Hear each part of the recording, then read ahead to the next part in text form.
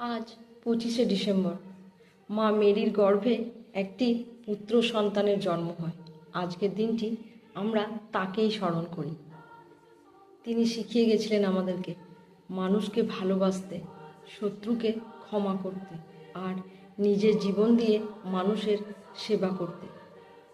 তাই তো ভারতের মহান সন্ন্যাসী স্বামীজি বলেছেন যে যীশুখ্রিস্ট শুধুমাত্র একজন ঐতিহাসিক ধর্মগুরুই ছিলেন না, উনি ছিলেন একজন মহান যোগী। উনি নিজের জীবন দিয়ে ভালোবাসার সত্য প্রমাণ করে গেছিলেন। হ্যাঁ, যীশুখ্রিস্টকে যখন ক্রুশবিদ্ধ করা হয় তখনও উনি তাদের জন্য প্রার্থনা করে গেছেন, হে ঈশ্বর, তুমি এদের ক্ষমা করো, এরা নির্বোধ, এরা জানে না এরা কি করছে।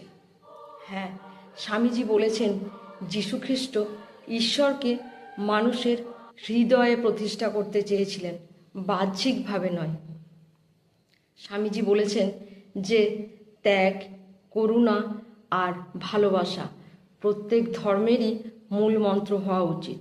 আর খ্রিস্ট ধর্মের মূল মন্ত্র এই তিনটিই ছিল। চলুন আজকের দিনে আমরা সবাই প্রতিজ্ঞা করি যে ধর্মকে নয়, মানুষকে আগে রাখব, ঘৃণাকে নয়, ভালোবাসাকেই বেছে নেব। এই হোক এই খ্রিস্টমাস ইভে আমাদের যীশুখ্রিস্টের প্রতি শ্রদ্ধা আর স্বামীজির শিক্ষার প্রতি সম্মান। মেরি খ্রিস্টমাস, সবাই ভালো থাকবেন।